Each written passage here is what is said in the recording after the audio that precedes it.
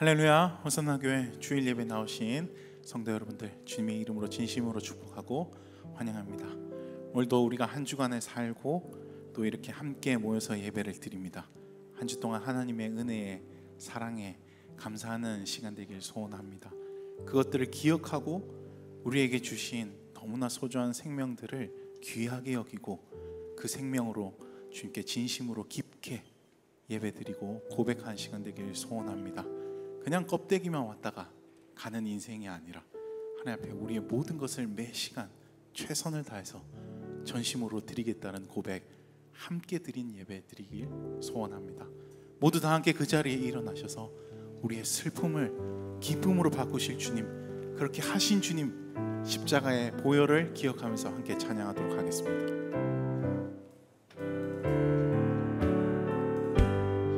내 손을 줄게, 내 손을 주께 높이 듭니다. 내 찬양 받으실 주님, 내 마음을 주께 완전합니다. 내 찬양 받으실 주님, 내 손을 주께 높이, 손을 주께 높이, 우리의 영혼을 다해서 우리의 몸과 마음을 다해서 주님께 올려드립시다. 우리의 찬양을 받으실 주님을 기대하며 주님께 올려드립시다. 내 마음을 주께, 내 마음을 주께 완전합니다. 내 찬양 받으실 주님, 슬픔 대신 희락을, 슬픔 대신 희락을, 제 대신 화관을,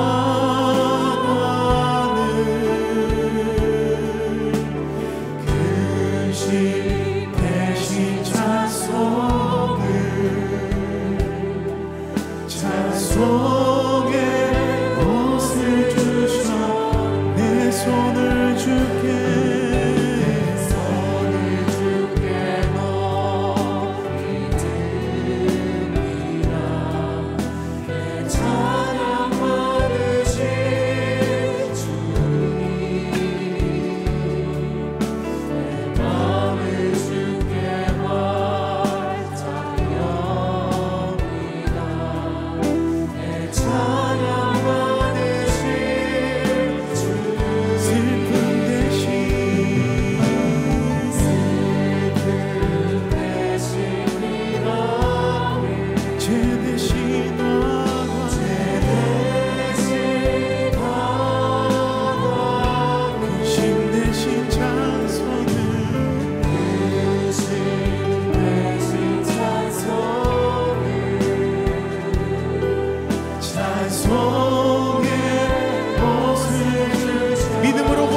슬픔 대신 희락을 주신 주님,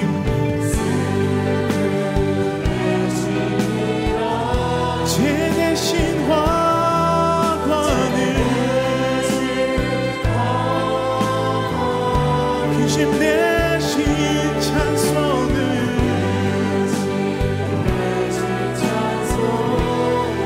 오 주님 찬송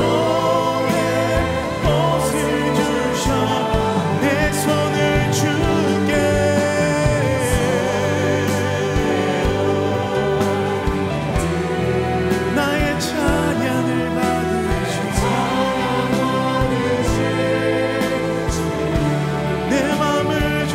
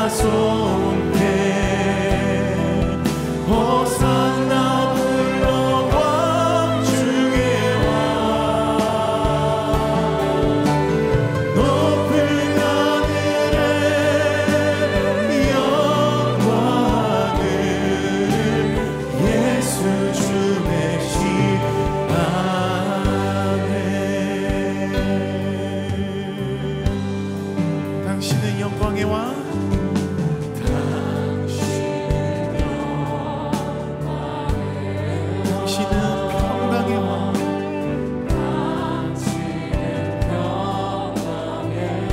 당신은 하늘과 땅의 주인이십니다.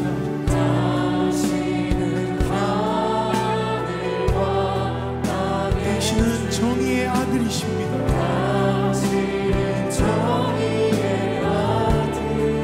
천사가 무릎 꿇고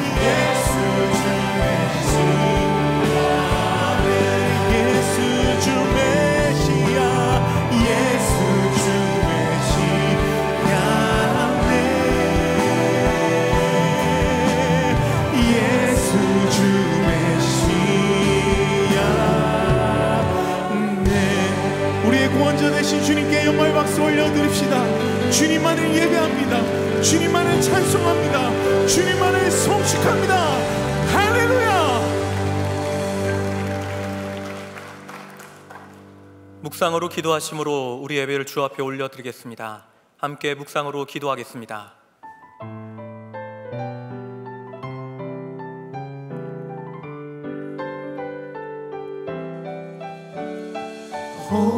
믿는 모든 자들아 다 함께 노래하세.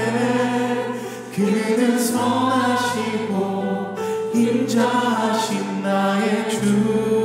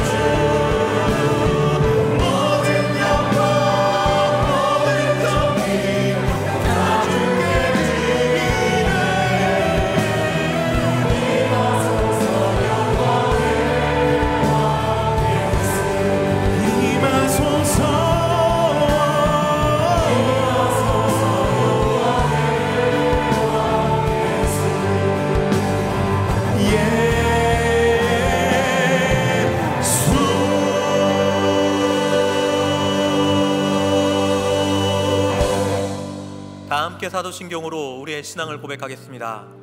나는 전능하신 아버지 하나님, 천지의 창조주를 믿습니다. 나는 그의 유일하신 아들, 우리 주 예수 그리스도를 믿습니다.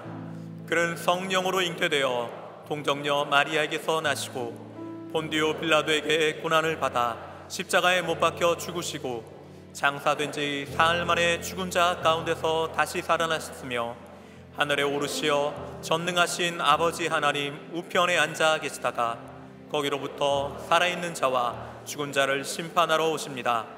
나는 성령을 믿으며 거룩한 공교회와 성도의 교제와 죄를 용서받는 것과 몸의 부활과 영생을 믿습니다. 아멘.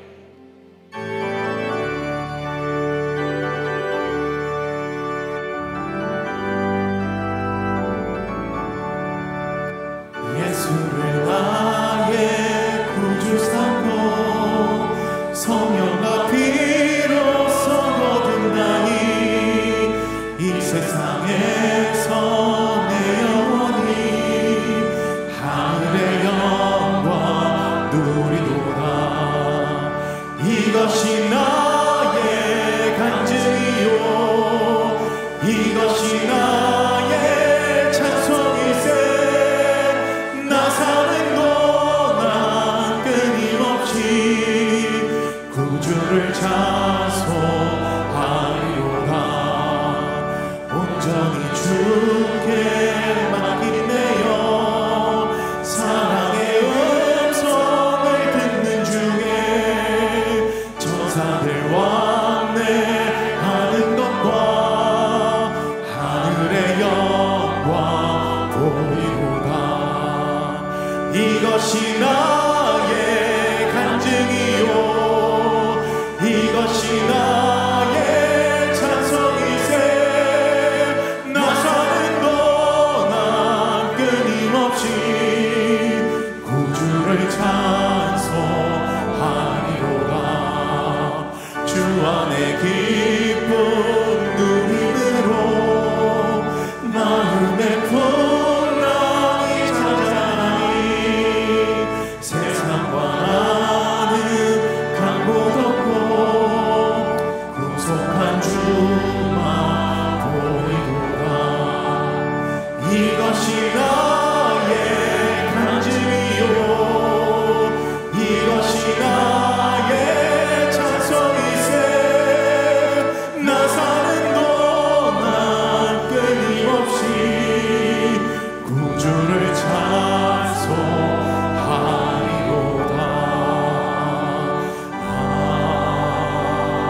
아멘. 이제 자리에 앉아 회개와 결단의 기도를 드리겠습니다. 지난 한 주간 주님의 뜻대로 살지 못했던 우리의 삶을 회개하며 하나님의 자녀다운 삶을 살기로 결단한 기도를 주 앞에 올려드리겠습니다. 함께 기도하겠습니다.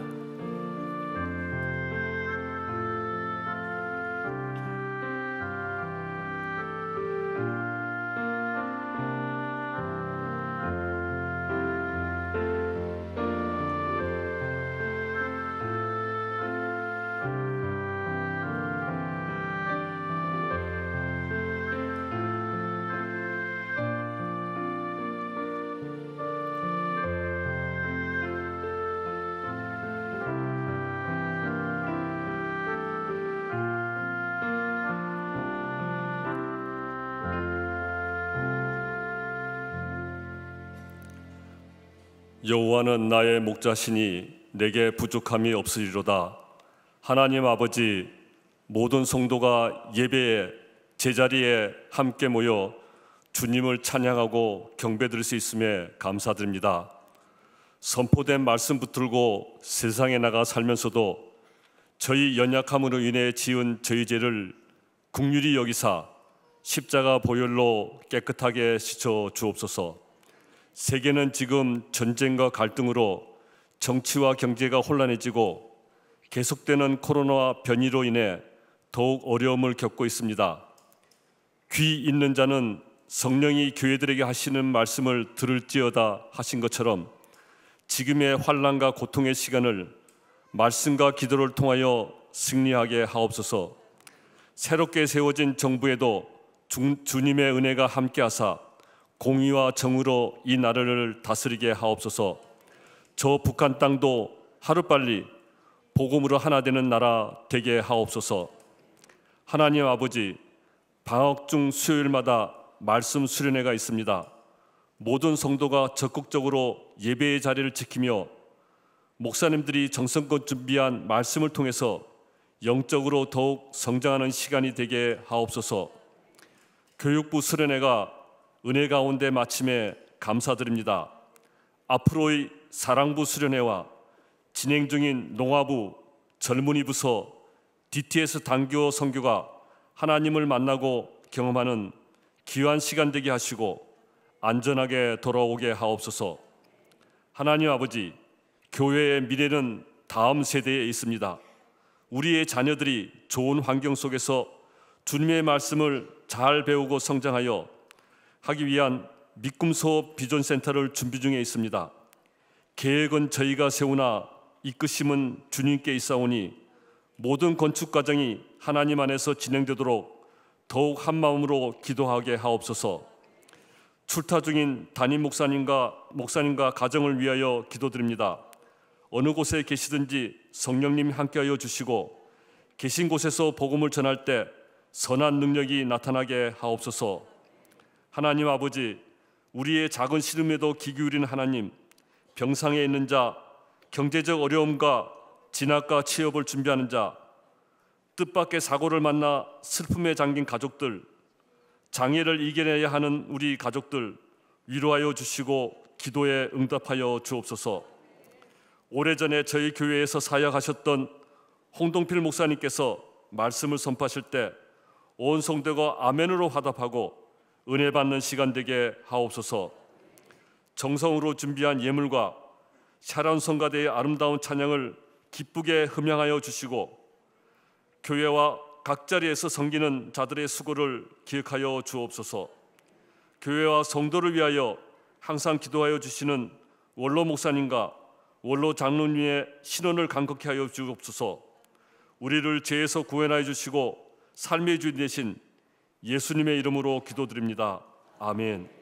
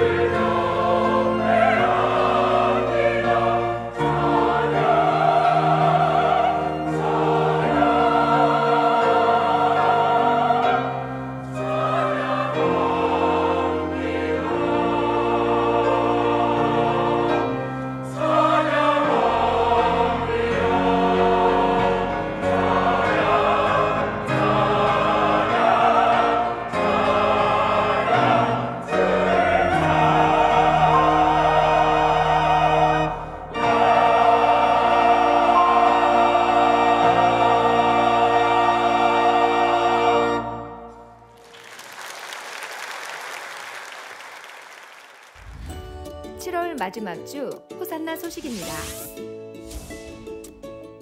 오늘 호산나 교회 주일 예배에 나오신 성도님들을 주님의 이름으로 환영합니다. 등록을 원하시는 분은 예배 후 명지는 2층 새가족실에서, 하단은 교육자에게 안내를 받으시고 마스크는 항상 착용해 주시기 바랍니다. 오늘 1부에서 3부 예배는 전주 세중앙교회 홍동필 목사님이 강사로 섬겨주십니다. 한국창조과학회 학술대회가 8월 20일 토요일 오전 9시 30분에 명지 호산나 교회에서 진행됩니다. 참석을 원하시는 분은 8월 13일 토요일 오후 12시까지 홈페이지와 QR코드를 통해 신청해 주시기 바랍니다. 결혼예비학교가 8월 20일부터 9월 3일까지 매주 토요일 오후 2시에 명지 2층 새가족실에서 진행됩니다. 수강을 원하시는 분은 8월 14일 주일까지 홈페이지와 QR코드를 통해 신청해 주시기 바랍니다. 명지 호산나 교회 옆 공원주차장을 이용하시는 성도님들께서는 주차구역 안에만 주차해 주시고 부민주차장을 적극적으로 이용해 주시기 바랍니다. 주일에는 지하주차장에 장애인과 노약자들이 주차할 수 있도록 배려해 주시고 원활한 주차를 위해 주차 봉사자들의 안내에 따라 주시기 바랍니다.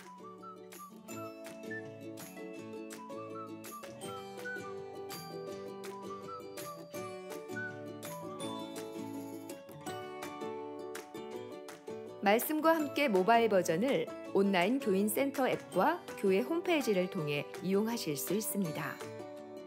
이번 주 식당 봉사는 동행마을이며 다음 주는 식당 휴무입니다.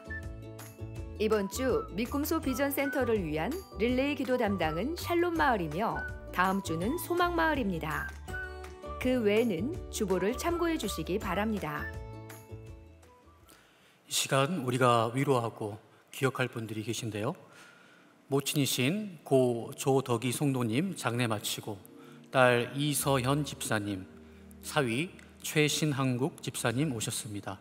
잠시만 일어나 주시기 바랍니다.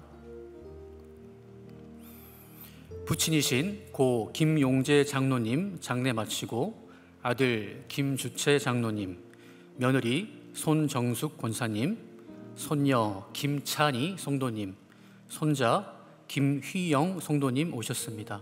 잠시만 자리에서 일어나 주시기 바랍니다. 네, 남편이신 고 성기헌 집사님 장례를 마치고 아내 김은혜 집사님, 아들 성시온, 아버지 성경우님, 형 성기훈님, 장인 김용규 집사님, 장모 이현숙 권사님, 처남 김찬민 성도님 오셨습니다. 잠시만 일어나 주시기 바랍니다. 하나님께서 친히 그 아픈 마음을 만져주시고 우리 다시 힘내시라고 우리 박수로 위로하겠습니다. 네, 이제 앉아주시면 되겠습니다. 7월의 마지막 주일에 이렇게 예배의 자리에 나오신 우리 성도님들을 환영하고 축복합니다. 여러분, 이것이 우연 같지만 정말 기적인데요. 우리 옆에 앉으신 분들에게 정말 마음을 담아서 인사했으면 좋겠습니다. 주님의 사랑으로 환영하고 축복합니다. 환영하고 축복합니다. 우리 하단에 계신 성도님들도 함께 인사하겠습니다. 환영하고 축복합니다.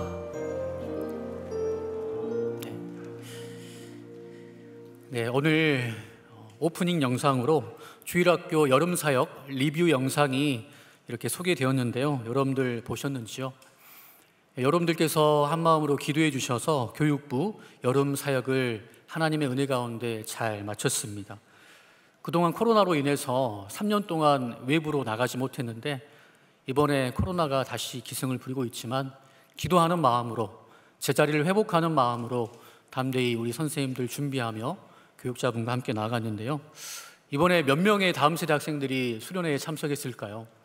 영아부부터 고등부까지 통계를 내어보니까 총 1372명의 다음 세대 우리 학생들이 여름 캠프와 수련회에 참여했습니다. 평균 출석 인원의 75%가 참여한 건데요. 1, 2부 때는 박수가 나오더라고요. 네. 네, 이 1372명의 다음 세대 학생들을 섬기기 위해서 우리 선생님들, 교사 453명, 그리고 젊은이 부서, 우리 스태프들 84명이 함께 섬겨주셨는데, 혹시 이곳에 우리 선생님들과 스태프분들 계신다면 자리에서 한번 일어나 주시면 감사하겠습니다. 네, 한번 일어나 주실래요? 네. 우리 수고하셨다고 격려의 박수 부탁드립니다. 네, 앉아주시고요. 네. 정말 수련회 코로나로 인하여서 어려움도 있었지만 그럼에도 불구하고 또 안전하게 잘 마무리가 되었는데, 우리 다음 세대 학생들 이 은혜를 마음에 간직하고 아름답게 열매 맺을 수 있도록 계속해서 기도해 주시면 감사하겠습니다. 교회 소식 몇 가지를 안내해 드리겠습니다. 오늘 주보 칼럼에 기록된 것처럼 담임 목사님과 우리 가족분들 미국 방문 및 ANC 온누리 교회 설교 사역을 위해서 미국에 가셨는데 잘 도착하셨습니다. 일정들 가운데 하나님의 인도하심과 은혜가 있게 하시고 무사히 다시 부산까지 돌아올 수 있도록 여러분들 기도해 주시면 감사하겠습니다. 그리고 계속해서 수요일마다 정교인 여름방학 말씀 수련회로 진행하고 있는데요, 예수님과 함께하는 수요일 밤, 그 수요 예배가 되기를 소망합니다. 강사 목사님들 정말 기도하며 준비하고 있는데, 성도님들 제자리를 회복하는 마음으로 현장에 나와서 함께 예배하고 하나님을 만나고 돌아가는 은혜의 시간 되기를 축복합니다. 그 외에 다른 것들은 주보를 참고하시면 되겠습니다. 이 시간 헌금을 위해서 기도하겠습니다. 여호와여, 위대하심과 권능과 영광과 승리와 위엄이 다 주께 속하였사오니 천지에 있는 것이 다 주의 것이로소이다. 우리 하나님이여, 모든 것이 주께로 말미암았사오니 우리가 주의 손으로 받은 것으로 주께 드렸을 뿐이니이다. 아멘. 하나님 아버지, 우리가 하나님께 받은 것의 일부를 감사하는 마음으로 주님께 다시 돌려드립니다. 우리의 마음과 예물을 받아 주시옵소서. 그리고 주께서 약속하신 대로 하늘문을 여시고 우리의 모든 필요를 친히 채워 주시옵소서. 그리하여 여호와는 나의 목자시니 내게 부족함이 없으리로다 라는 다윗의 고백이 우리 모두의 고백이 다 되게 하여 주시옵소서. 감사를 드리오며 예수님의 이름으로 기도드리옵나이다. 아멘.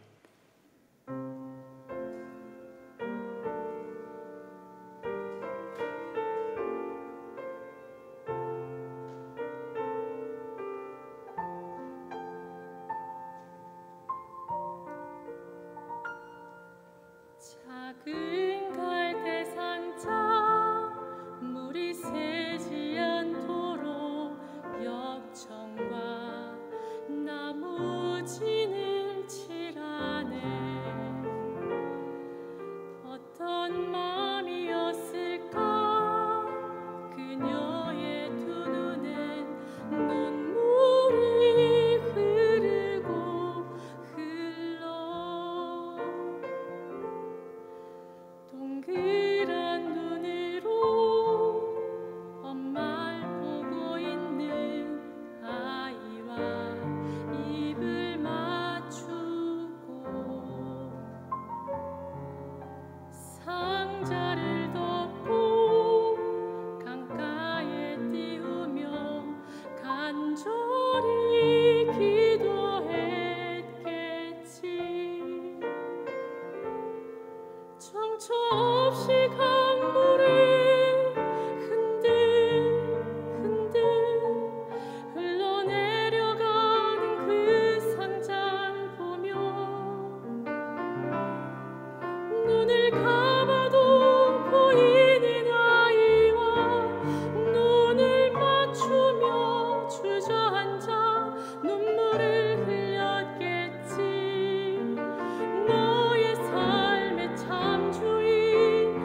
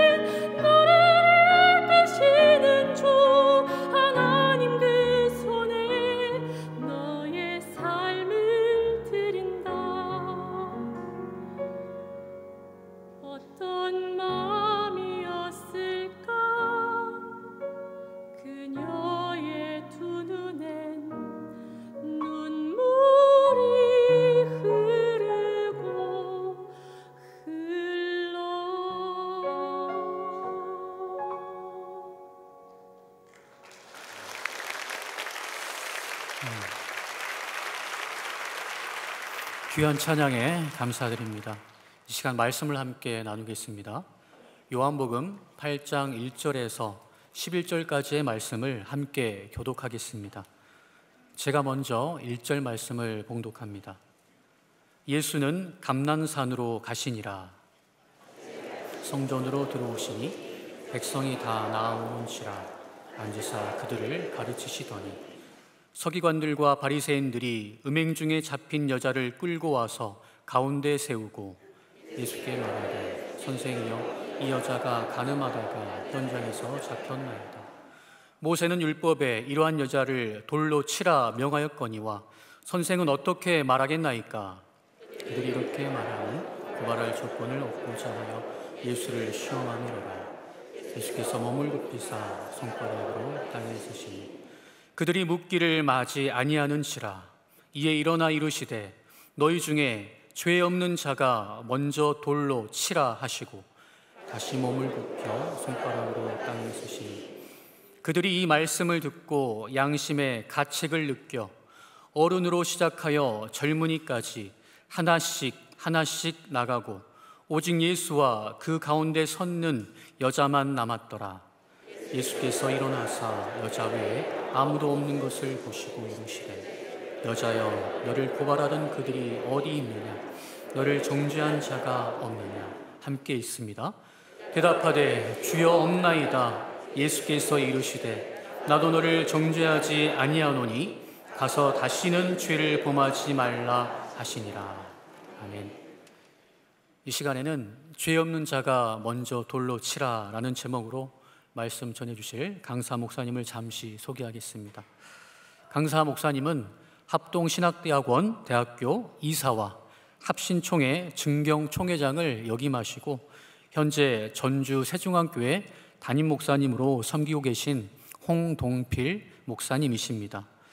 무엇보다도 우리 홍동필 목사님은 1988년 12월에 부산 세중앙교회 부목사님으로 부임하셔서 1994년 11월까지 만 6년 동안 최홍준 목사님을 도와서 우리 세중앙교회, 우리 호산나교회를 전심으로 섬겨주신 호산나교회 출신 목사님이십니다.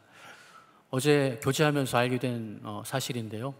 목사님께서 이렇게 호산나교회 강단에 서게 되신 것이 28년 만이라고 합니다. 그리고 홍동필 목사님의 아내 되시는 이근옥 사모님도 산부 예배에 함께 참석해 주셨습니다. 우리 홍동필 목사님 나오실 때 환영하고 사랑하는 마음을 담아서 큰 박수로 인사하겠습니다.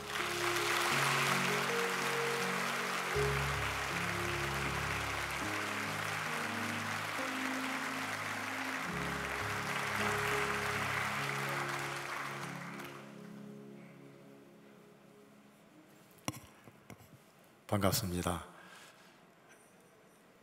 하단에서 예배드리는 성도 여러분, 그리고 명제에서 예배를 드리는 성도 여러분에게 하나님 은혜가 함께하기를 기원합니다.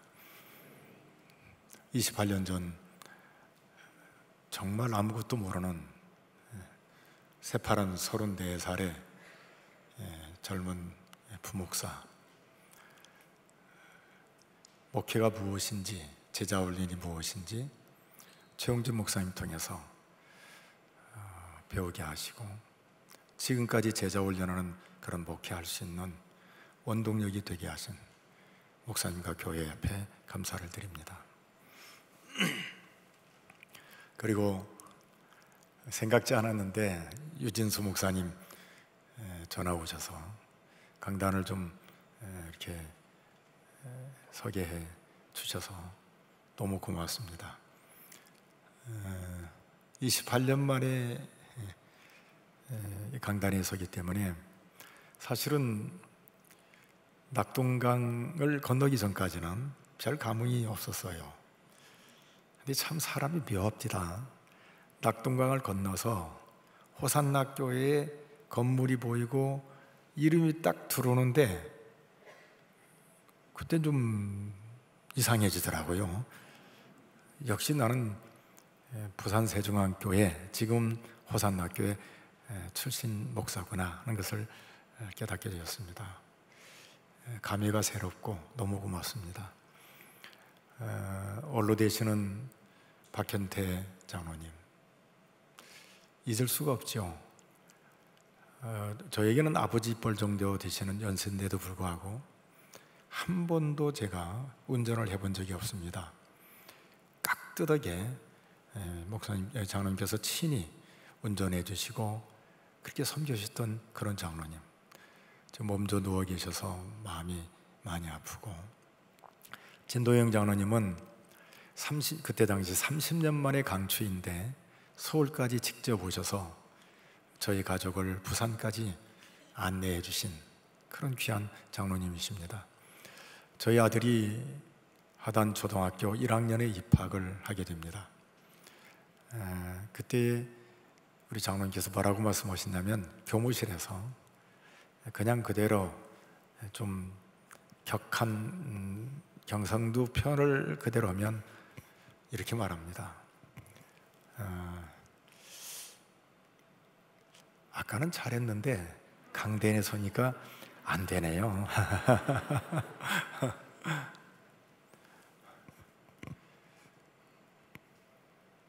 봐라, 이 아가 우리 교회 부목사님 아들이다. 이렇게 말씀해 주셨습니다.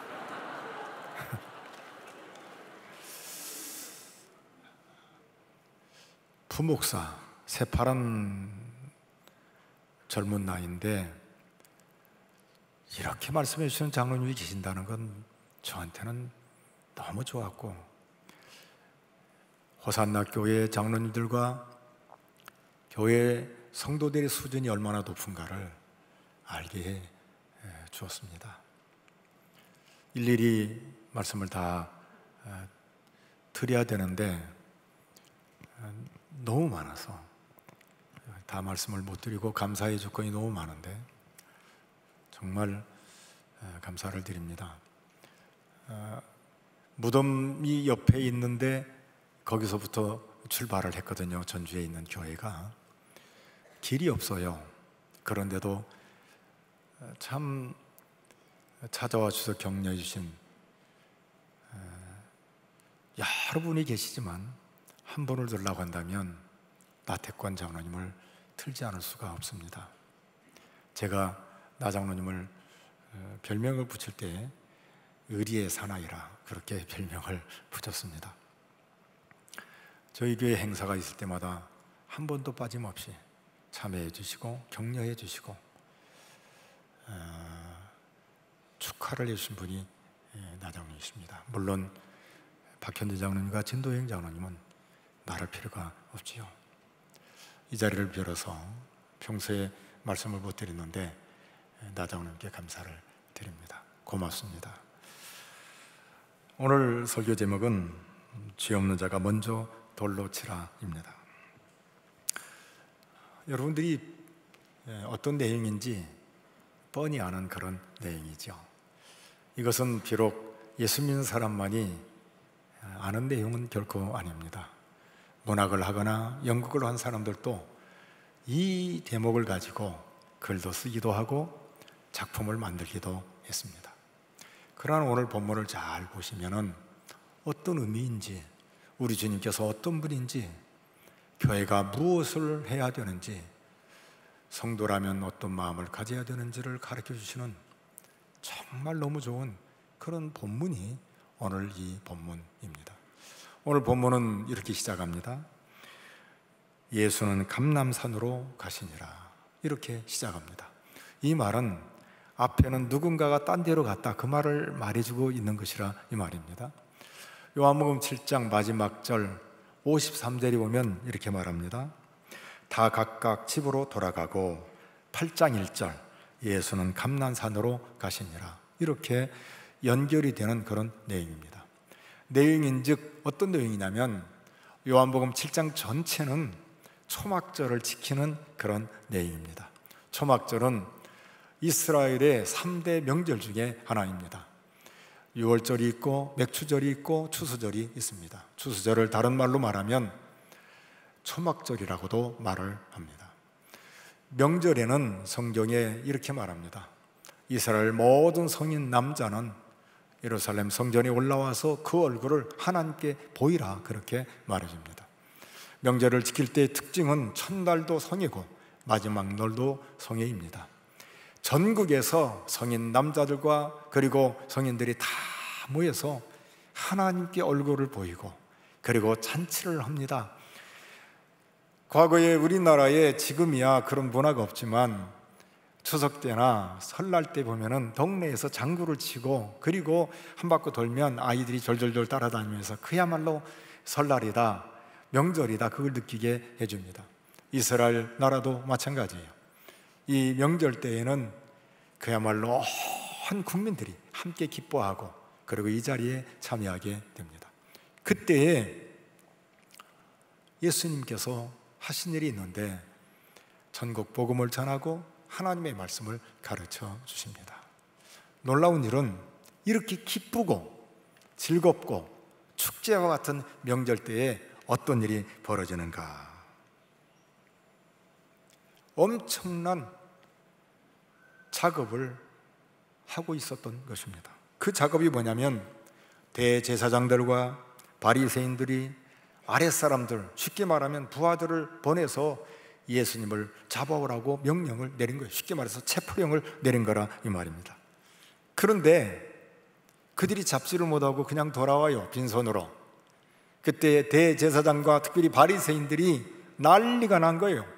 화를 내고 목소리 톤을 높이고 그리고는 왜 잡아오지 않느냐고 신랄하게 비판합니다. 그런데 아이러니하게도 이들이 대답이 걸작이에요. 뭐라고 대답하냐면 이제까지 우리가 그 사람처럼 말하는 것을 들어본 적이 없습니다. 이렇게 대답을 하는 거예요. 이게 요한복음 7장 45절 46절인데 우리 자막을 보면서 같이 읽어보겠습니다. 아래 사람들이 대제사장들과 바리새인들에게로 오니 그들이 묻되 어찌하여 잡아오지 아니하였느냐? 아래 사람들이 대답하되 그 사람이 말하는 것처럼 말한 사람은 이때까지 없었나이다 하니. 여러분, 초막절에 기쁨을 나누고 잔치를 하고 예배를 드리고 그야말로 은혜 가운데 있는 이런 초막절에 함께 동참하고 앞장서서 이 잔치의 기쁨을 주도해 갈 종교 지도자들이 물밑에서는 어떤 작업을 하냐면 예수님을 잡으려고 하는 이런 작업을 한 거라 이 말입니다. 여러분, 이런 때에 만약에 여러분이 예수님의 입장이라면 어떤 마음을 가지겠습니까? 저라면은 돌아서서 다시는 쳐다보지도 않을 거예요. 그런데 우리 주님 그렇게 하지 않습니다. 변함없이 그들을 향해서 똑같이 대해주고 백성들을 가르쳐 주신 분이 우리 주님 예수 그리스도이십니다. 그리고 명절이 끝났습니다. 생각을 해보십시오. 일주일 동안 집을 비웠어요. 그리고 함께 잔치에 참여했습니다. 일주일 동안 집을 비우고 예루살렘에 올라왔으니 잔치 때문에 기쁘고 즐겁고 오래간만에 만난 그 친구들, 동료들, 그리고 참 각 지역에서 온 사람들을 함께 만나서 지내는 그 시간이 얼마나 좋겠습니까? 그러나 여행도 하루 이틀 지나고 나면 생각나는 게 뭐냐면 집, 가정밖에 생각이 안 나요. 그리고 끝나면 어떻게 하죠? 빨리 집으로 돌아가는 게 모든 사람들의 본능입니다. 그리고 즐겁기도 하지만 집 떠나면 고생이라고 피곤합니다. 8일 동안을 지냈으니 얼마나 피곤하겠습니까? 잠자리도 불편했을 것이고 그리고 내 집 같지 않으니까 틀림없이 그들 피곤한 것이 아마 많이 쌓였을 것이라 이 말입니다. 명절이 끝나면 당연히 어디로 돌아갈 것이 당연하냐면 집으로 돌아가는 게 당연하죠. 온통 이제 집이죠. 그동안에 집을 비워뒀으니 어떻게 되었을까? 아무 일이 없이 할 텐데 궁금하기도 하고 아마 그렇게 생각을 하고 달려들 갔을 거라 이 말입니다. 그런데 다른 사람은 몰라도 예수님은 누구보다도 훨씬 더 피곤했을 거예요. 가르치느라고 피곤했고, 사람들을 만나느라고 피곤했고, 그 다음에 알잖아요. 자기를 잡으러 온 자들이 누군지도 알고, 그리고 자기를 지금 엿보고 있는 자들이 누군지도 알고, 시시각각으로 변하는 이 험악한 이 분위기를 누가 아냐면 예수님이 아시는 거예요. 그러니 누구보다도 훨씬 더 피곤했을 것인데, 그렇다면 예수님이 먼저 찾은 곳이 있다면 집으로 돌아가는 것이 아마 1차적일 것이라 이 말입니다. 그런데 그렇지 않아요. 전국 복음을 가르치고 백성들을 만나고 그리고 말씀을 선포한 그 주님, 자기를 잡으려고 혈안이 됐던 대제사장들, 바리새인들, 서기관들, 그들이 있음에도 불구하고 명절이 마치고 난 뒤에 주님께서 가신 곳은 감람산이었다는 사실입니다. 집으로 가지 않고 제자들에게도 가지 않고, 그리고 공생애 때에 자주 가셔서 교제도 나누고 쉬셨던 친구가 있다면 누구냐면 나사로의 집입니다. 마리아가 있고 마르다가 있는 그 집이 있는데 그 집에도 가지를 않습니다. 어디로 가시냐면 감람산으로 가신 겁니다. 사람이라는 것은 피곤하면 앉고 싶고 앉아있으면 눕고 싶은 게 사람들의 생리입니다. 오늘 주님 피곤한 몸을 가지고 오히려 산으로 올라가신 거라 이 말입니다. 감람산, 여러분 그곳이 어떤 곳인 줄 아세요? 성경에 보면은 습관처럼 가신 곳이 감람산이라고 말합니다. 누가복음 22장 39절에 보면, 자막을 보면서 같이 읽어보도록 하겠습니다. 예수께서 나가사 습관을 따라 감람산에 가시매 제자들도 따라갔더니, 감람산은 낯선 곳이 아니에요. 습관처럼 가신 곳이 감람산입니다.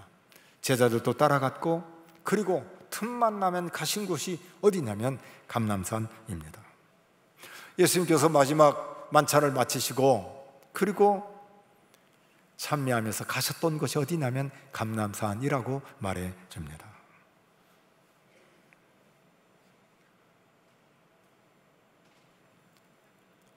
그렇다면 왜 예수님께서 집으로도 가지 않으시고 제자들에게도 찾아가지 않고 그리고 사랑하는 나사로의 집에도 가지 않고 감람산으로 가셨을까요? 여러분 어떻게 생각합니까? 왜 예수님께서 감람산으로 가셨다고 생각을 합니까? 그것은 하나예요. 하나님을 만나러 가신 겁니다. 다시 말해서 하나님 앞에 나아가 기도하기 위해서 감람산으로 가신 겁니다. 예수님께서 틈만 나면 감람산으로 가신 이유가 뭔가? 나중에 보면은 가룟 유다도 예수님께서 감람산에서 기도하실 것을 알고 예수님을 잡으러 온 사람이 누구냐면 가룟 유다입니다.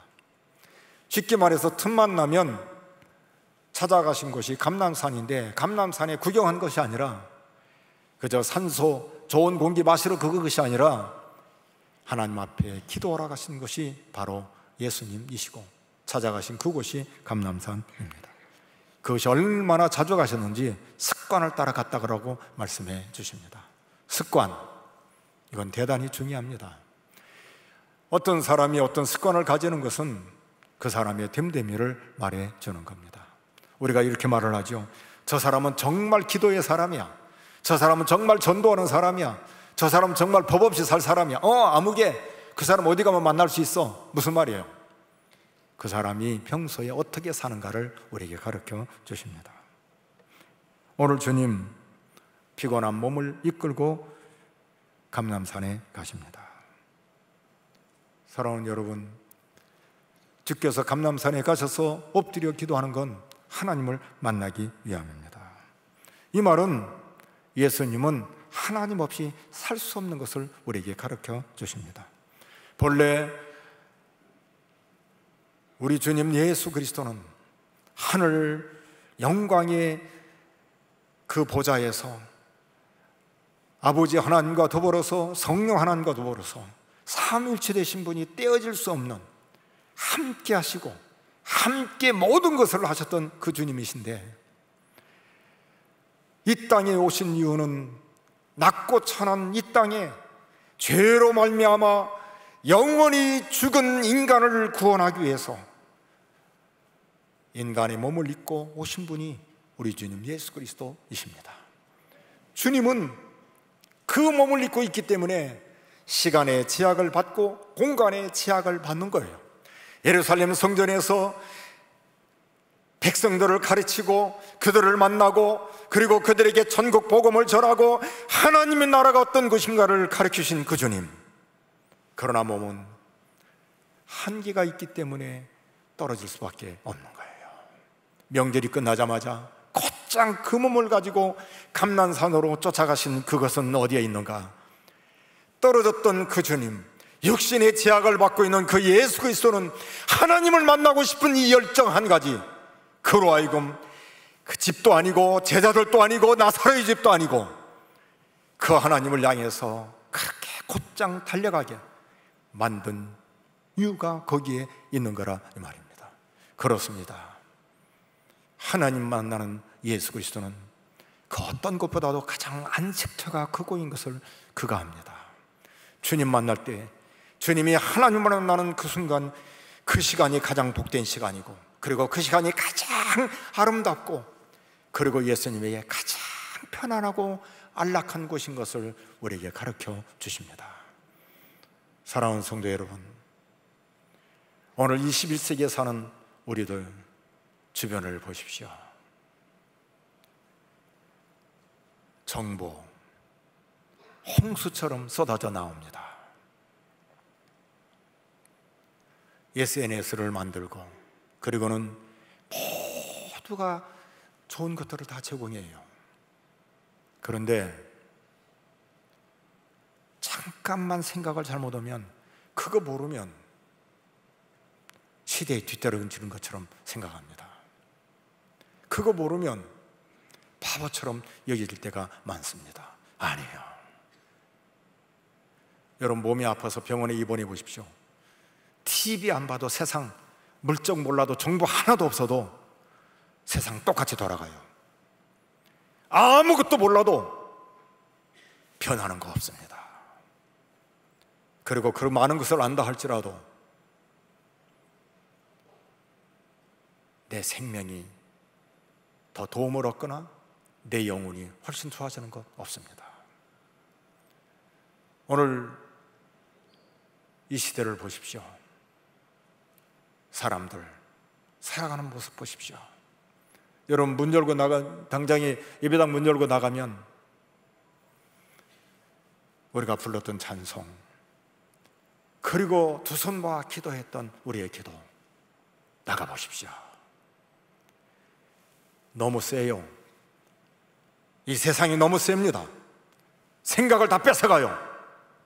그리고 나도 모르는 새 강팍한 세상에 어떻게 하면 살까?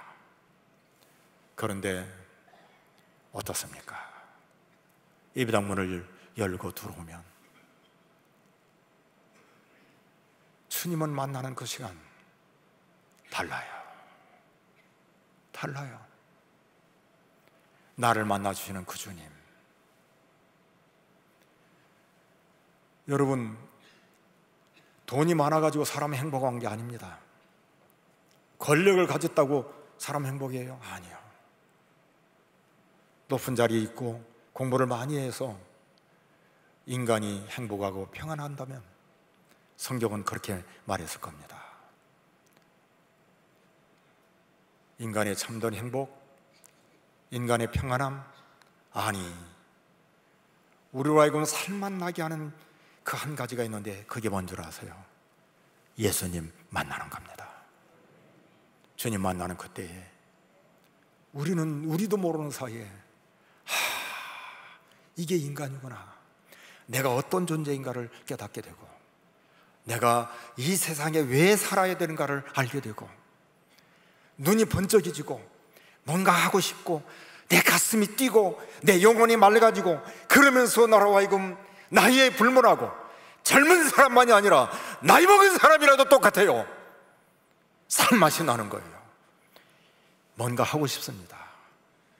눈이 반짝반짝 띄어지고, 그리고는 영혼이 살아 움직이는 이 감격, 언제 그걸 느끼게 됩니까? 예수 그리스도를 만나는 그때 우리 영혼이 사는 거예요. 오늘 호산나 교회가 날마다 습관을 가지고 감람산에 가서 하나님을 만나신 것처럼 오늘 이 교회의 모든 성도들이 주님을 만나는 성도들이 되기를 바랍니다. 구주를 생각만 해도 내 맘이 좋거든. 주 얼굴 배울 때에야 얼마나 좋으랴.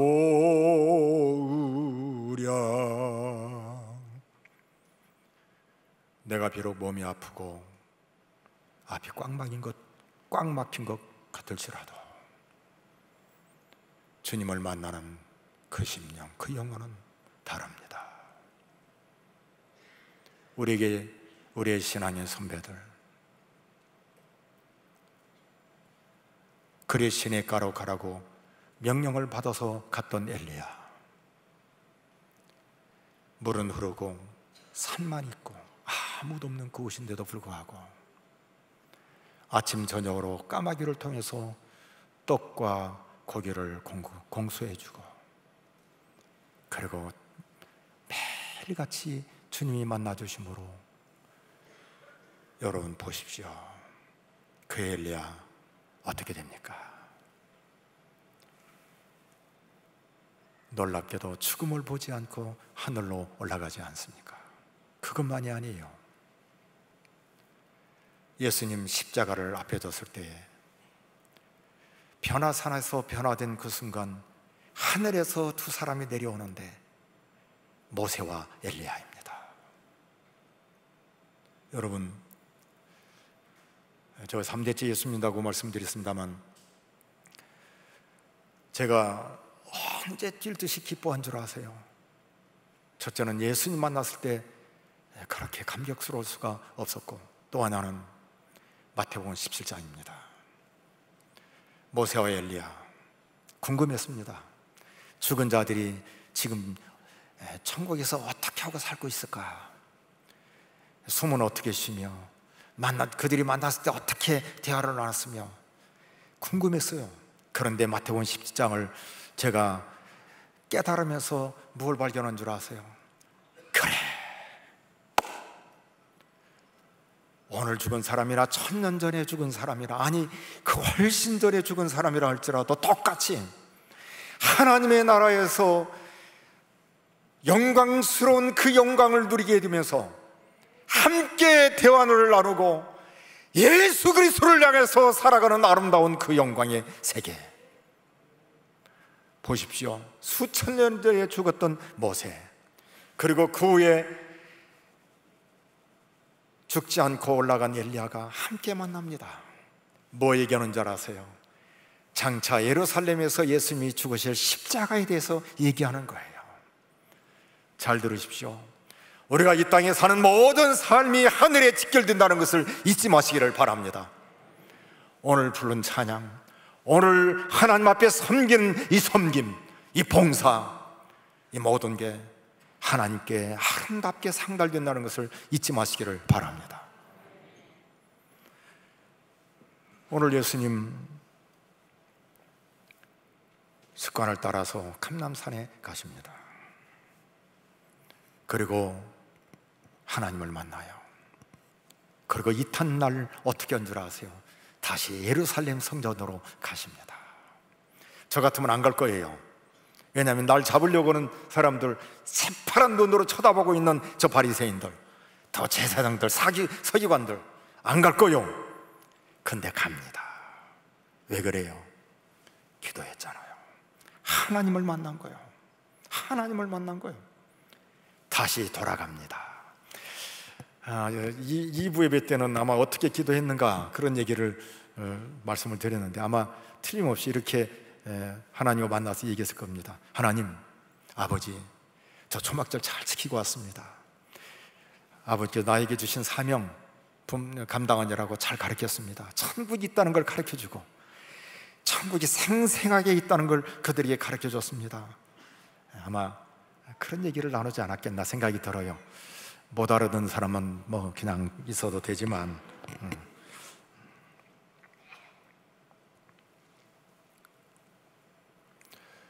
위험한 곳 예루살렘에 올라간 예수님 또다시 가르쳐줍니다. 백성들을 가르치는데 문제가 일어납니다. 오늘 본문에 보니까 바리새인들이 현장에서 가늠하다 잡힌 여인을 데리고 옵니다.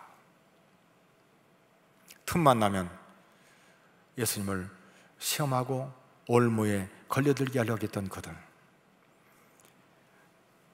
여러분, 예수님께서 예루살렘에 올라간 이유는 딱 하나예요. 천국 복음을 가르치기 위해서 간 겁니다. 왜 그래요? 좀 있으면 이제 잡혀서 십자가에 못 박혀 죽을 것을 예수님께서 아셔요. 남은 시간이 얼마 남지 않은 것을 알기 때문에 더 열심히 가르치고, 그리고 바리새인들은 더 예수님을 잡으려고 혈안이 된 이 시간입니다. 여인을 데리고 와서 어떻게 해요? 많은 무리의 가운데 딱 세웁니다. 얼마나 창피하겠습니까? 현장에서 가늠하다 잡힌 여인이니까. 그런데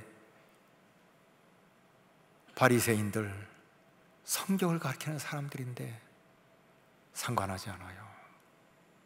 이 여인 여기다 놓고 예수님께 물어봅니다. 예수님, 모세율법에는 이런 여자는 돌로 쳐 죽이라고 했는데 당신은 어떻게 말하겠습니까? 사실은 바리새인들의 타겟은 이 여인이 아니요, 예수님입니다. 예수님을 잡으려고 온 거예요. 그런데 평소에 예수님께서 가르쳐 주시기를 사랑을 강조했습니다. 그런데 신명기에 보면은 이런 가늠하다 잡힌 사람은 돌로 쳐 죽이라고 말합니다. 이게 신명기 22장 22절 24절에 나오는데 자막을 보면서 우리 같이 한번 읽어보겠습니다. 어떤 남자가 유부녀와 동침한 것이 드러나거든 그 동침한 남자와 그 여자를 둘 다 죽여 이스라엘 중에 악을 제할지니라. 처녀인 여자가 남자와 약혼 후에 어떤 남자가 그를 성읍 중에서 만나 동침하면 너희는 그들을 둘 다 성읍 문으로 끌어내고 그들을 돌로 쳐 죽일 것이니 그 처녀는 성 안에 있으면서도 소리를 지지 아니하였으며 그 남자는 그 이웃의 아내를 욕보였음이라. 너는 이같이 하여 너희 가운데서 악을 제할지니라. 무슨 말이에요? 예수님에게 딱 데리고 와서 만약에 예수님이 용서해줘, 사랑해줘 그러면 율법을 어기는 거잖아요. 또 돌로 쳐 죽여 그러면 예수님 어떻게 해요? 사랑을 강조했던 예수님의 말이 안 맞잖아요. 그야말로 자기들이 생각할 때 진퇴양난이죠. 이러지도 못하고 저러지도 못하고, 야, 잘됐다, 이제는 예수님을 잡을만 하다, 그렇게 의기양양 생각했을 겁니다. 여러분, 인간이라는 게 얼마나 악하고 험한 죄인인 줄 아세요? 사람의 죄는 말로 형언할 수가 없어요. 러시아가 우크라이나 공격해서 침공해서 얼마나 많은 사람이 죽습니까? 그런데도 전쟁을 끝이지 않아요.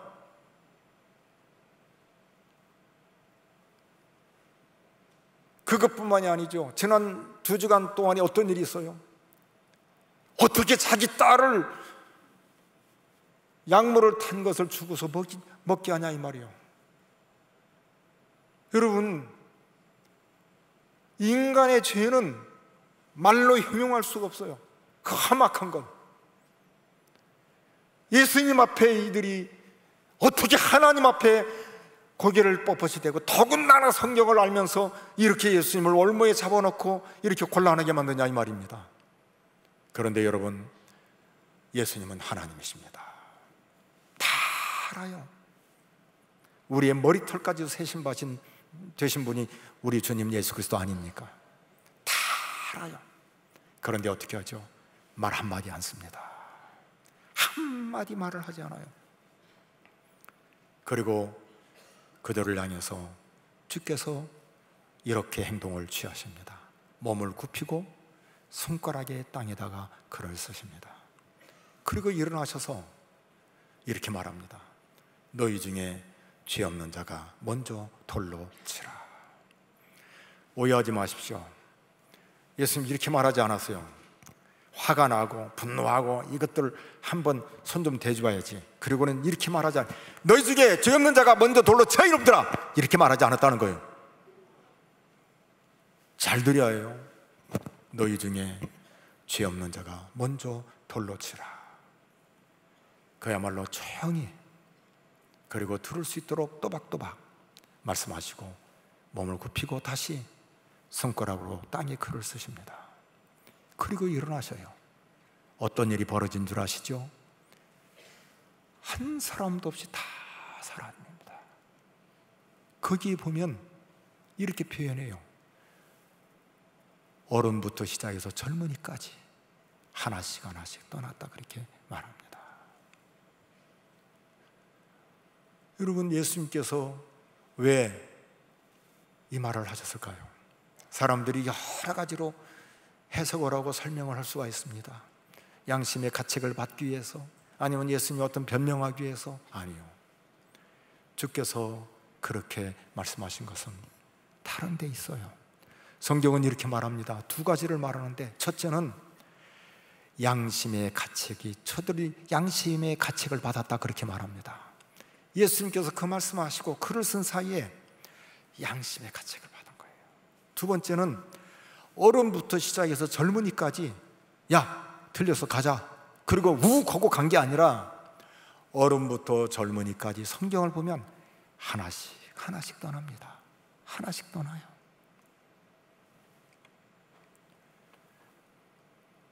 그리고 일어나 보니까 아무도 없습니다. 여인에게 물읍니다. 너를 정죄한 자들이 어디 있느냐? 너를 고발한 자들이 어디 있느냐? 없습니다. 그때 예수님께서 여인에게 이렇게 말합니다. 나도 너를 정죄하지 아니하노니 가서 다시는 죄를 범하지 말라. 이 말은 이 여인이 죄가 없다는 거 아니에요. 죄 있어요. 그러니까 가서 다시는 죄를 범하지 말라고 하면서 보냅니다. 사랑하는 성도 여러분, 오늘 예수님께서 이렇게 하신 이유가 어디에 있습니까? 성경은 모세율법에는 이렇게 말합니다. 돌을 쳐서 죽여서 죄를 제거하라고, 죄가 얼마나 무서운 것인지 다시는 죄짓지 않게 하기 위해서 율법을 주셨다고 말씀하십니다. 그런데 예수님은 율법의 완성입니다. 여러분, 성경을 주신 이유가 뭐예요? 우리에게 이 진리의 말씀을 주신 이유가 어디에 있습니까? 성경을 읽고 깨닫고 그리고 윤리적으로 도덕적으로 그렇게 살기 위해서 그렇게 주신 것이 아니에요. 성경을 주신 이유가 있어요. 하나님의 말씀을 주신 이유가 있어요. 그것은 예수를 믿음으로 생명 얻고 영생을 얻기 위해서 이 말씀을 주신 것이라 이 말입니다. 그 완성자가 누구냐면 예수님이에요. 그 예수님이 율법을 가지고 예수님을 시험하는 그들을 향해서 율법이 무엇인지, 그 완성이 무엇인지를 보여주는데, 그게 뭔 줄 아세요? 자기를 공격하는 바리새인들, 대제사장들, 서기관들, 그들을 향해서 네 놈들이 그러지, 그렇게 말하지 않고 이렇게 합니다. 오히려 너희 중에 죄 없는 자가 먼저 돌로 치라고 말씀하시고 글을 쓰시고 일어나시는데, 주님 그들과 부딪히지를 않아요. 놀라운 일은 주님의 그 한마디에 양심의 가책을 받습니다. 그리고 한 사람 한 사람이 떠나갑니다. 기독교의 신앙은 이겁니다. 우오고 다 구원받고 예수 믿고 은혜 받고, 그게 아니에요. 주님은 우리 한 사람 한 사람을 소중하게 여기고 양심을 두드리고 깨닫게 하셔서, 그래서 여기 바리새인들 그들의 모습이 어떤 모습이야? 살기 등등하잖아요. 돌을 든 그 무리들은 어떤 사람들이 늑대와 같지 않습니까? 그런데 생각해 보십시오. 돌을 내립니다. 양심의 가책을 받고 돌을 내려요. 그리고 한 사람이 떠납니다. 또 떠나요. 또 떠납니다. 늑대 같은 사람, 맹수 같은 사람들이 갑자기 어떻게 되죠? 온순한 양이 됩니다. 그들 모두가 다 가슴을 조아리면서 그리고는 떠나는 그 모습 생각해 보십시오. 모두가 다 칼을 들고 죽이려고 하고 혈기가 그야말로 눈에 가득히 차고 예수님까지도 잡으려고 하는 그들인데도 불구하고 예수님 그들을 향해서 똑같이 눈을 부라리고는 주께서 맞대응하는 게 아니라 오히려 그들을 다 품에 안아요. 안고는 말씀하시는데 한 사람 한 사람이 깨닫게 돌아가는데 누구까지 용서하냐면 죄를 진 이 여인까지도 주께서 용서해 주십니다. 맞습니다. 주님은 죄로 죽었던 우리를 위해서 이 땅에 오신 예수 그리스도이십니다. 우리가 얼마나 큰 죄인인지, 어디로 가야 할 인생인지, 우리가 가서 겪는 진노가 얼마나 무서운 형벌인지를 누가 아냐면 예수님께서 아십니다.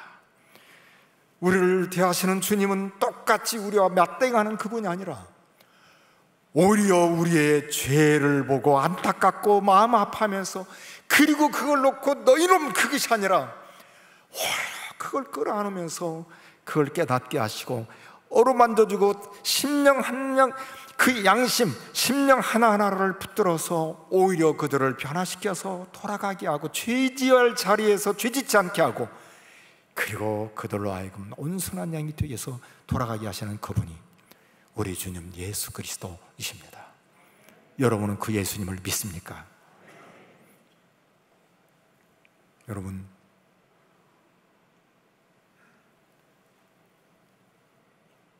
성경은 우리에게 이렇게 말합니다.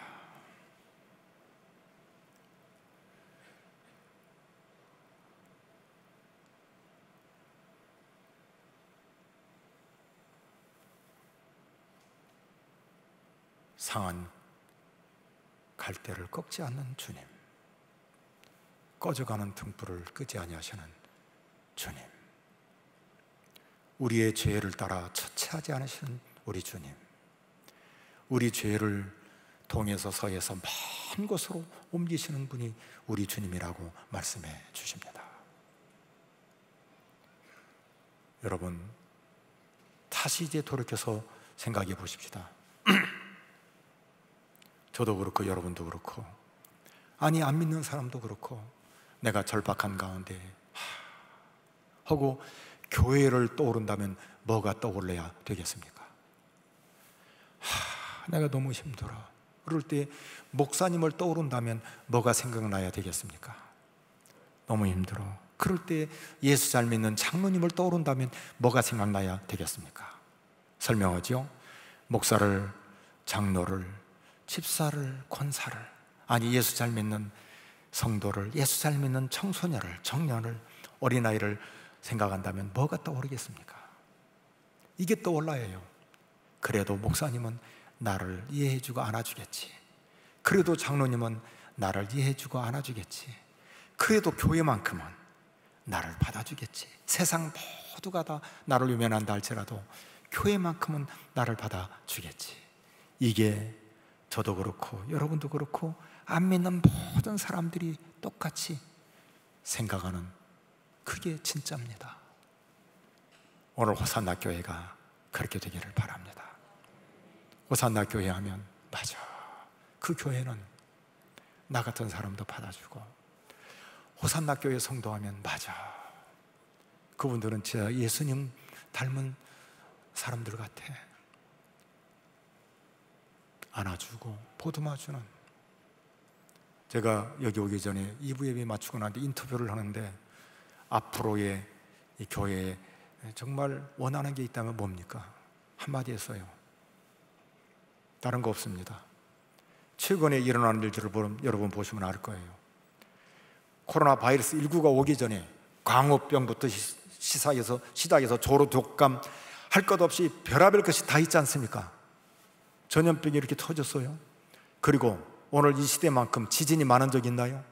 화산 폭발 얼마나 많습니까? 그것뿐만이 아니라 쓰나미가 진짜 무섭게 여러분 우리를 강탈해 오지 않습니까? 강탈하지 않습니까? 그것뿐만이 아니에요. 지금도 지구 반쪽은 폭염, 그 다음에 홍수, 그 다음에 이쪽은 비근, 그래서 이루 말할 수 없는 극과 극을 대비하고 있지 않습니까? 말세에 필요한 게 뭔지 아세요? 말세의 소망은 교회밖에 없어요. 교회입니다. 교회밖에 없어요. 교회예요. 교회됨이 뭐예요? 사람을 살리는 겁니다. 예수님은 우리를 살리기 위해서 이 땅에 오신 것처럼 교회도 사람을 살리고 생명을 구원하는 일입니다. 이 일이 오늘 호산나 교회에 이어지기를 바랍니다. 기도하겠습니다. 하나님 고맙습니다. 2022년 7월 31일 28년 만에 이렇게 강단에 서게 하셔서 고맙습니다. 주의 말씀으로 함께 나누게 하셔서 고맙습니다. 말세일수록 교회만이 소망인데 주님, 율법을 완성한 주님, 그렇게 죽이려고 했는 그런 바리새인들도 품에 안으시고 그 살기등등한 자들을 온순한 양으로 만드신 주님, 오늘 교회가 교회답기를 원합니다. 성도가 성도답기를 원합니다. 사람을 살리고 생명을 구원하는 인류의 말세의 유일한 소망은 교회밖에 없는데 오늘 이 호산나 교회가 그렇게 쓰임받기를 원합니다. 오늘 이 호산나 교회 모든 성도들이 그렇게 쓰임받기를 원합니다. 주여, 이 교회를 통해서, 이 성도를 통해서 영광을 받아 주시옵소서. 예수님의 이름으로 기도하옵나이다. 아멘. 네, 이제 자리에서 일어나서 다 함께 찬양하며 나아가겠습니다. 가사를 생각하며 찬양하겠습니다. 보소서 주님, 나의 마음을 선한 것 하나 없습니다. 그러나 내 모든 것 주께 드립니다. 사랑으로 안으시고 날 새롭게 하소서. 주님 마음 내게 주소서. 내 아버지, 주님 마음 내게 주소서. 나를 향하신 주님의 뜻이 이루어지도록 주님 마음 내게 주소서.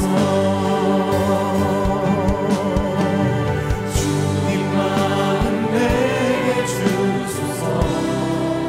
내 아버지, 주님 마음 내게 주소서. 나를 향하신 주님의 뜻이 이루어지도록 주님 마음 내게 주소서.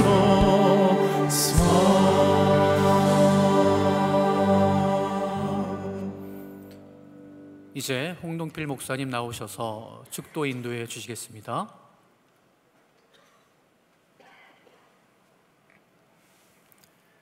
우리 주 예수 그리스도의 은혜와 아버지 하나님의 무한하신 사랑과 성령님의 교통하심이 호산나 교회 모든 권속위에 이제로부터 영원토록 함께 있을지어다. 아멘.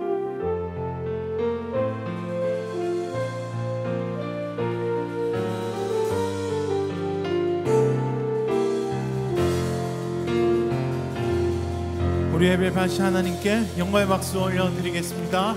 할렐루야.